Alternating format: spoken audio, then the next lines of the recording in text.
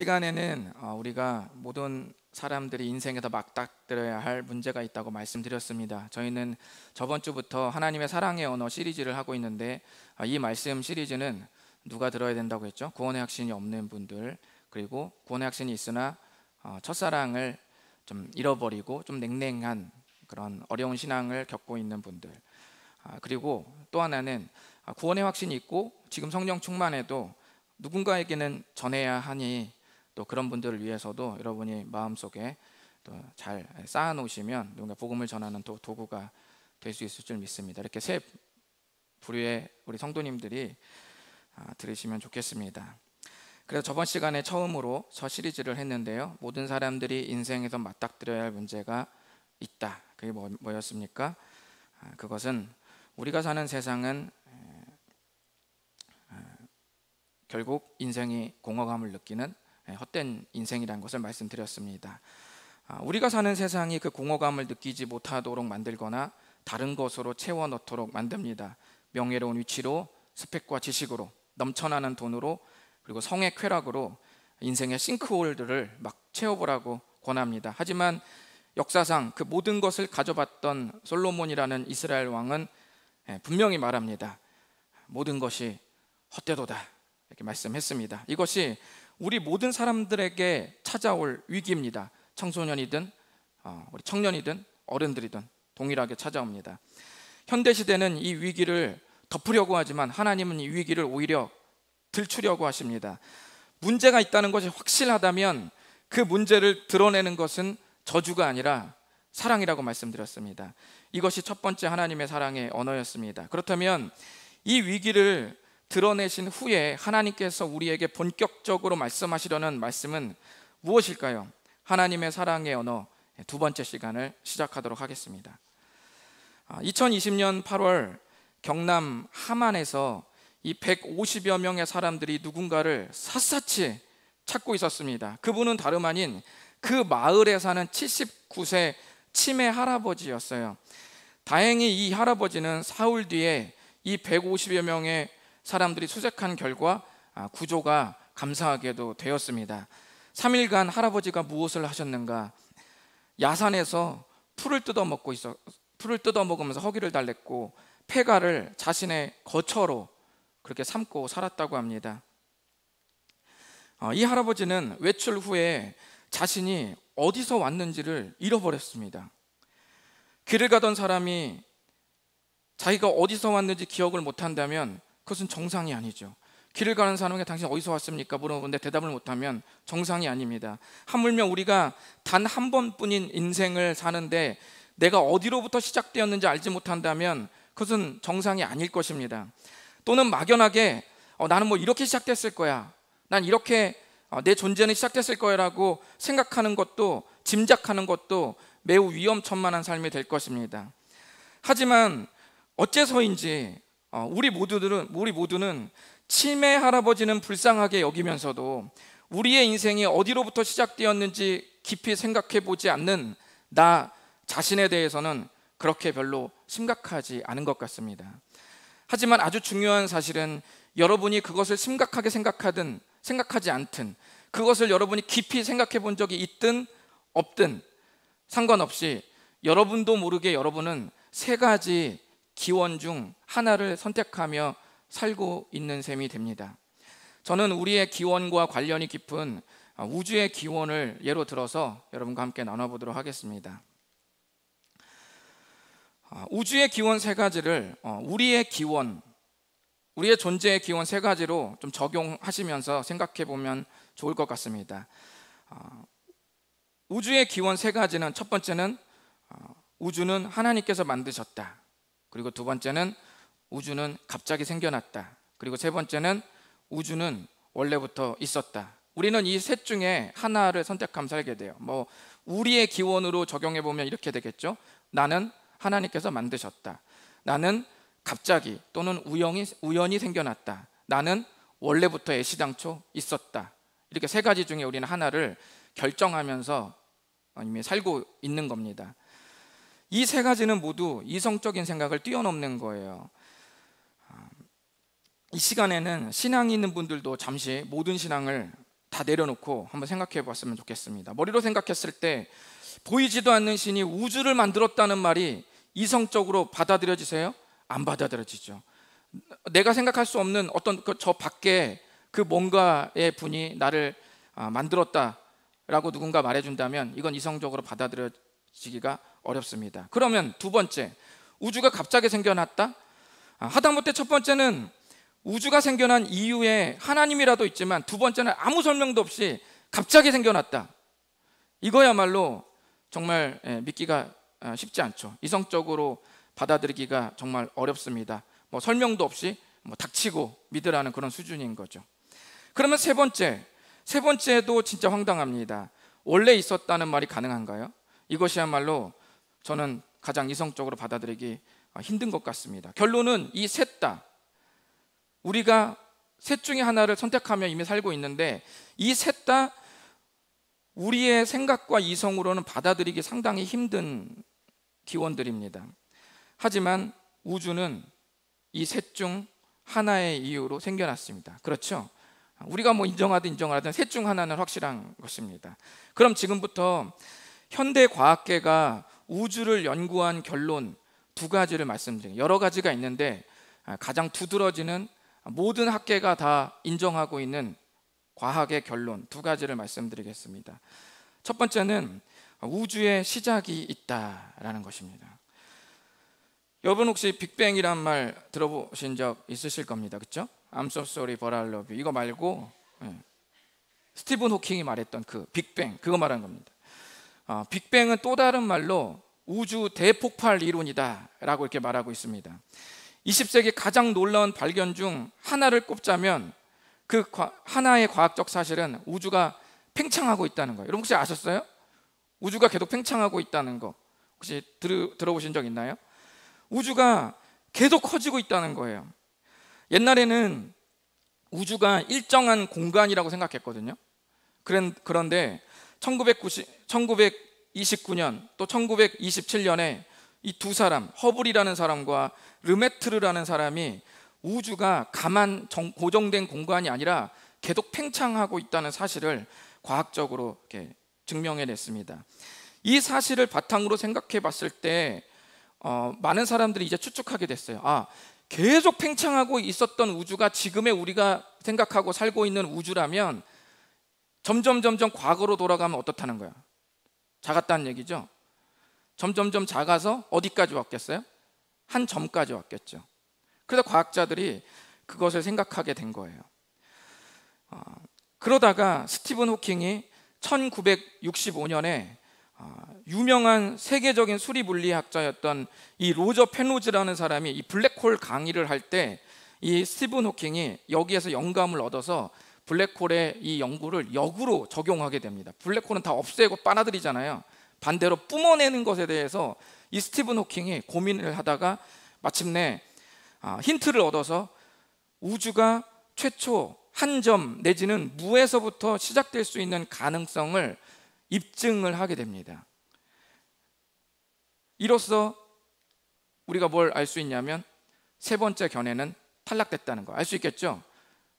최초의 점, 무에서 시작됐으니 원래부터 있었다는 말은 이제는 어떤 과학자, 어떤 사람들, 현대인들도 그리스도인이든 비그리스도인이든 그 누구도 인정하지 않는 거죠. 그러니까 세 번째는 탈락입니다. 이제 우리에게 남은 것은 첫 번째와 두 번째입니다. 우주가 하나님에 의해서 만들어졌든지 아니면 갑자기 생겨났든지 둘 중 하나입니다. 이제부터 과학자들의 두 번째 결론난 연구 결과 하나를 더 소개해 드리도록 하겠습니다. 현대과학계의 결론 두 번째는 우주는 매우 섬세하게 조정되고 있다는 것입니다. 138억 년 전에 생성된 우주가 무질서하게 그냥 막 있다고 생각했는데 막 자기네들끼리 막 우주가 하늘 보면은 막 너저분하게 막 별들이 있다고 생각했는데 그것은 그냥 무질서한 게 아니라 매우 정교하게 조율되고 조정되고 있다는 사실은 모든 무신론자들도 전부 인정하고 있는 바입니다. 이것은 전문 지식이 없어도 지금까지 우리가 떠돌아다니는 우주에 대한 이야기만 모아도 너무 잘 아실 거예요.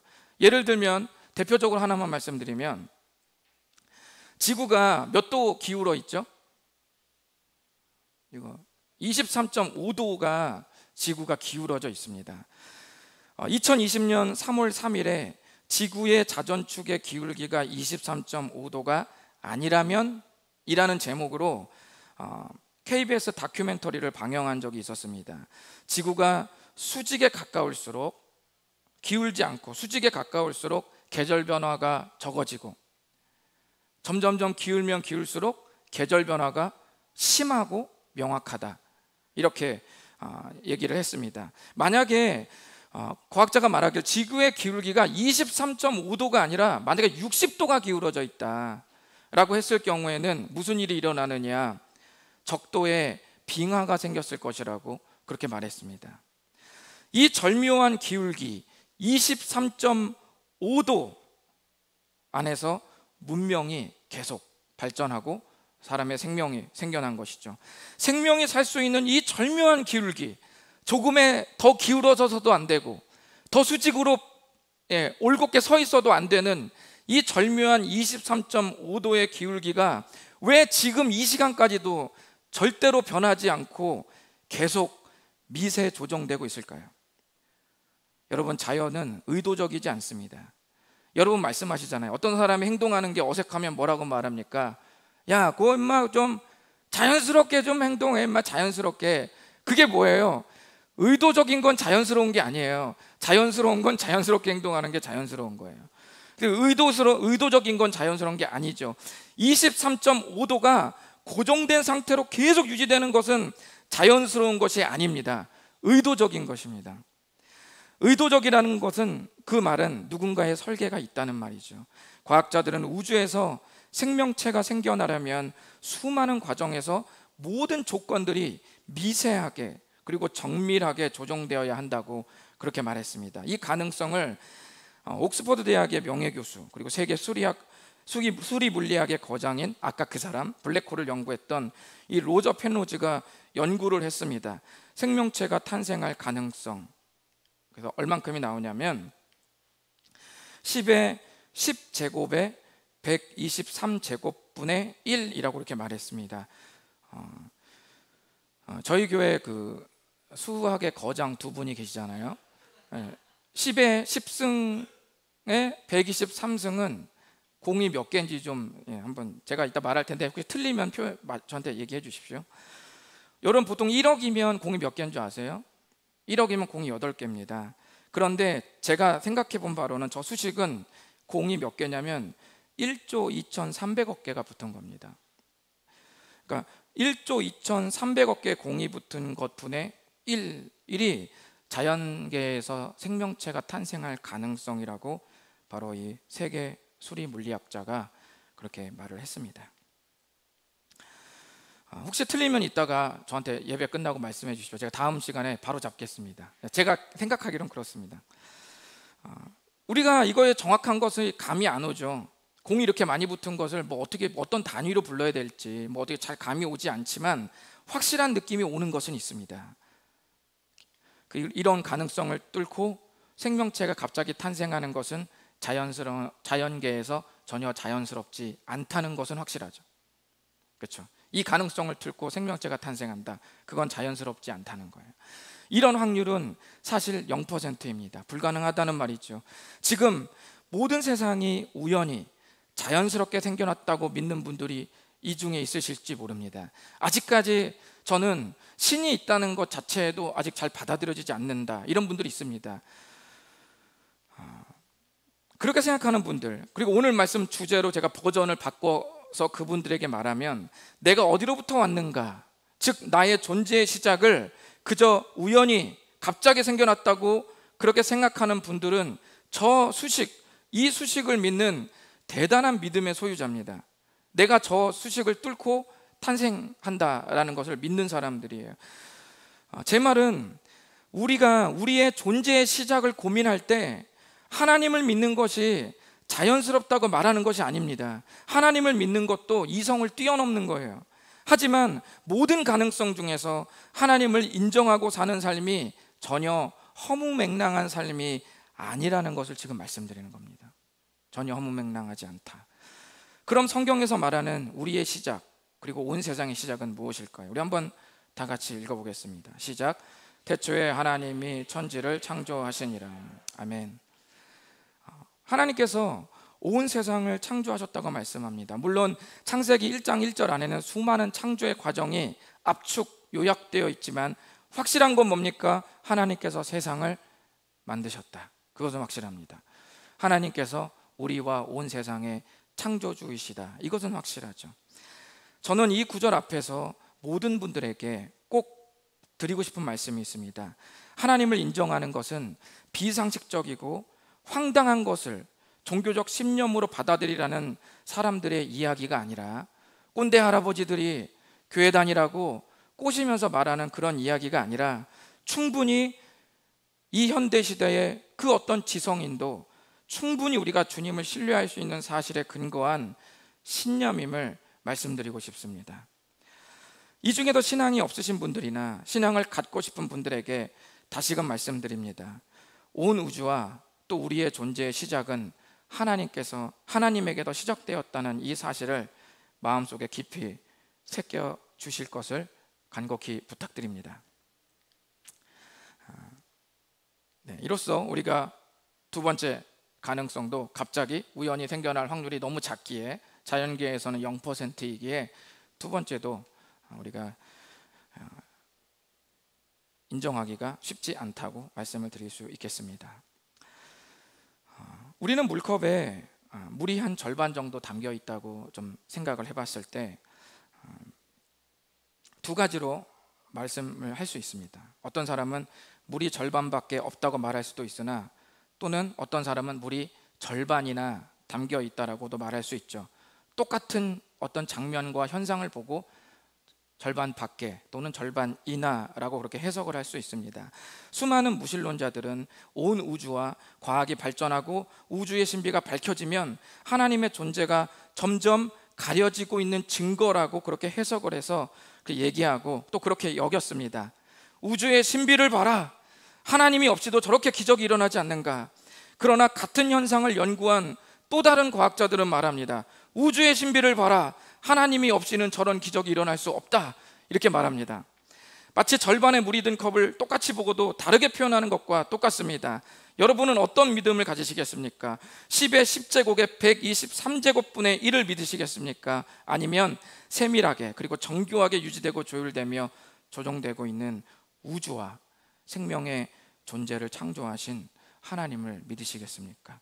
여러분은 둘 중 하나에 이제는 영원토록 택일하시고 사셔야만 합니다. 세계적인 유전학자인 이 프랜시스 콜린스라는 박사는 1990년대 초에 시작된 게놈 프로젝트의 총책임자였습니다.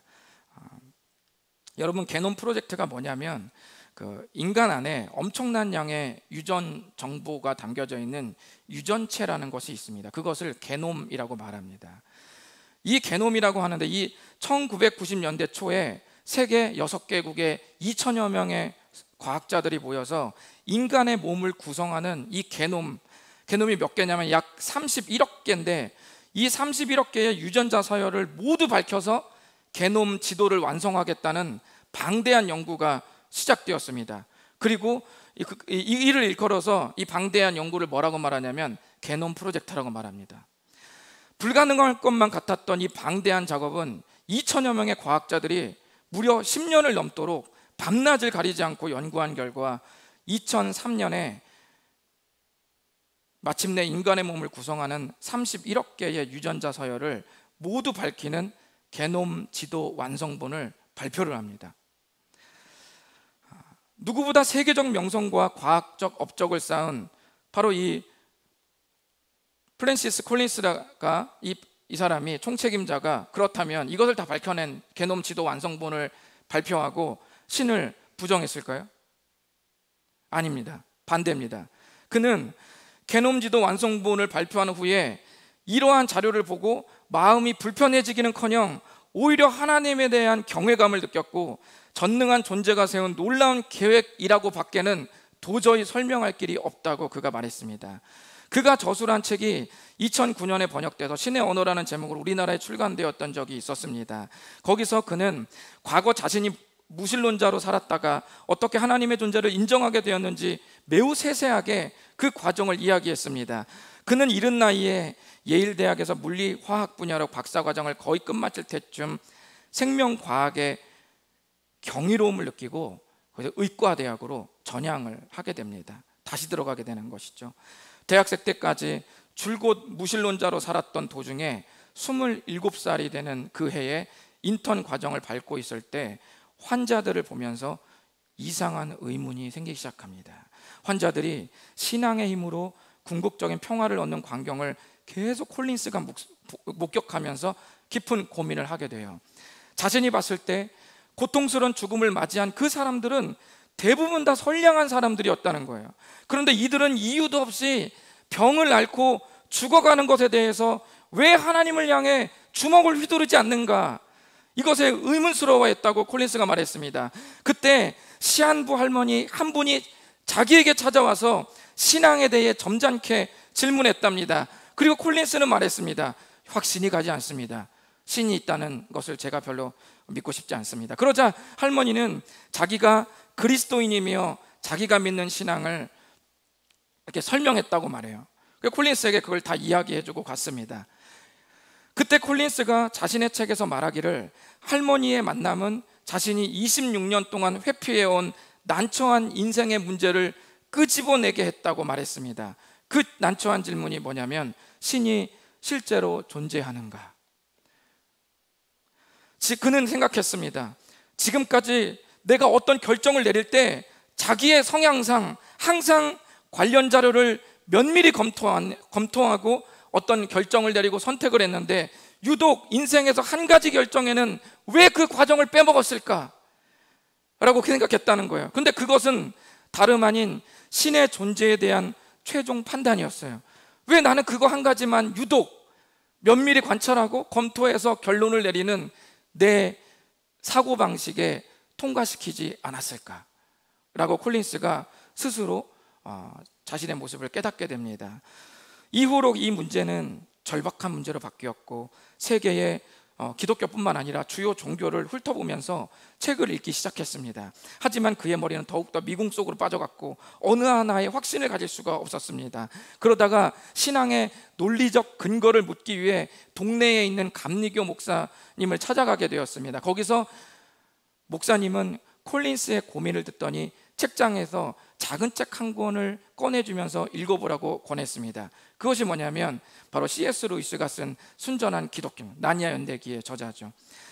C.S. 루이스도 한때 무신론자였던 지성인이었기에 그의 고민과 깊은 성찰이 담긴 그 책의 내용들이 콜린스에게 그대로 적용되었고, 심지어 콜린스가 말하기를 자신이 이후에 의심될 부분까지도 이미 C.S. 루이스는 알아차린 것처럼 그 책에 다 쓰여져 있다고 말했습니다. 그 책을 읽으면서 콜린스는 마침내 신의 존재를 거기서 인정하게 됩니다. 무신론에서 유신론으로 바뀌게 됩니다. 그리고 그 유신론의 상태에서 1년 동안 이 문제에 대해서 끈질기게 고뇌하다가 어느 날 아침 다음과 같이 고백합니다. 신의 언어에 담긴 그의 책을 그대로 인용하겠습니다. 루이스가 옳았다. 나는 선택을 해야 했다. 내가 신이라는 존재를 믿기로 결정한 이래로 꼬박 한 해가 흘렀고 이제는 설명하라는 부름이 들렸다. 화창한 어느 가을날 미시시피강 서쪽을 처음 여행하면서 캐스케이드 산맥을 걸어가던 중 신의 피조물이 보여주는 장엄함과 아름다움에 나는 감히 저항하지 못했다. 산모퉁이를 돌자 높이가 수백 미터에 이르는 얼음으로 변한 아름다운 폭포가 돌연 시야에 들어왔고 그 순간 나는 그간의 방황이 끝났음을 직감했다. 다음 날 아침 해가 떠오를 순간 나는 이슬 맺힌 잔디에 무릎을 꿇고 예수 그리스도께 항복했다. 이것이 게놈 프로젝트 연구를 이끈 세계적인 유전학자의 고백입니다. 사랑하는 교회 가족 여러분, 내 존재의 기원을 고민하는 것은 우리 인생에서 매우 중요합니다. 단 한 번의 인생을 사는데 내가 어디서 시작되어서 지금까지 인생길을 걸어가고 있는지 모르거나 생각해 본 적이 없거나 무신경하다면 이는 정말 안타까운 일이 아닐 수 없습니다. 인생의 기원을 신중하게 숙고하고 고민하는 과정은 오늘 어떤 영화를 볼지 넷플릭스를 검색하는 것, 직장을 구하는 것, 연애를 하는 것, 회사를 옮기는 것, 무료한 삶에 활력을 줄 취미 생활을 찾는 것을 고민하는 것보다 훨씬 중요한 고민이라고 생각합니다. 나는 어디서부터 왔는가? 내 존재의 시작은 무엇인가? 이 질문 앞에 콜린스와 같은 진지한 고민이 있기를 바라면서 여러분이 이 문제에 종지부를 찍기를 바랍니다. 제가 서두에 79세 할아버지에 대해서 말씀드렸습니다. 79세 할아버지가 방향을 잃어버렸을 때 무엇을 잃어버렸는지 기억해 보십시오. 어디서 왔는지를 잃어버렸습니다. 인생의 허무함은 방향을 잃어버릴 때 생기고, 그 방향은 존재의 기원을 잃어버릴 때 방향도 잃어버립니다. 이 할아버지가 어디서부터 왔는지를 잃어버리고 방향을 잃어버렸을 때 그의 거처는 흉측한 폐허에서 지내게 되었습니다.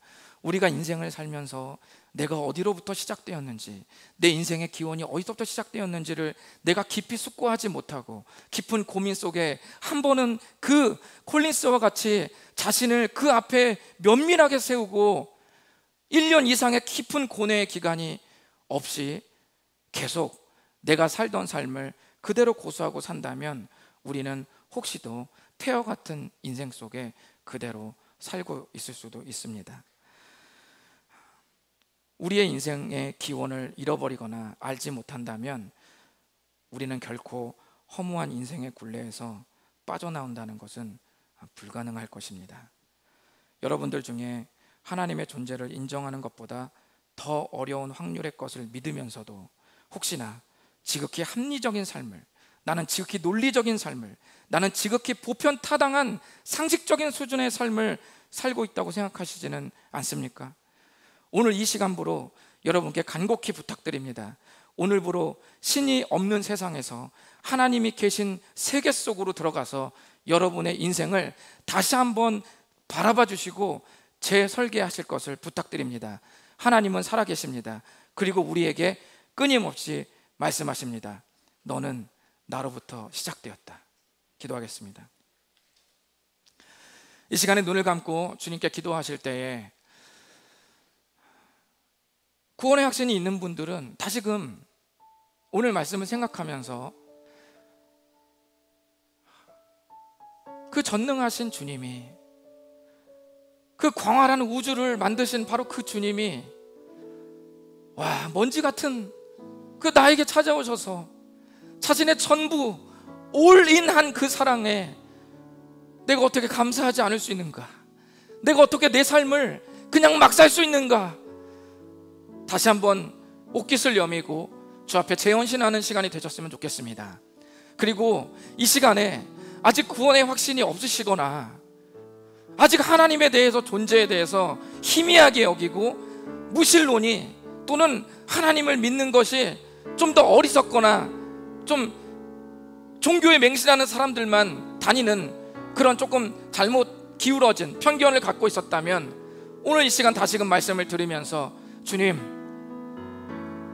제가 일단은 신을 인정하기 원합니다. 하나님께서 나를 만드셨다는, 이 우주를 만드셨다는 이 사실이 그냥 종교인들의 맹신하는 말들이 아니라 실제로 과학적으로도 명확하게 타당하며 충분히 하나님께서 우리를 만드셨음을 믿을 수 있는 그 근거 있는 말임을 다시금 생각합니다. 주님, 제가 하나님을 인정하게 도와주시옵소서. 언제나 주님이 우리에게 사랑의 음성으로 말씀하십니다. 너는 나로부터 시작되었다. 너는 우연히 갑자기 생겨난 것이 아니라 너는 나로부터 시작되었다. 거룩하고 성결하며 모든 것에 완전한 사랑으로 가득 찬 바로 나로부터 시작되었다고 말씀하십니다. 이 시간 주님 앞에 간절히 기도하십니다. 구원의 확신이 있는 분들은 재헌신하시고 또 구원의 확신이 없는 분들은 다시금 내 인생을 면밀하게 살펴볼 수 있도록 주 앞에 기도했으면 좋겠습니다. 다 같이 기도하겠습니다.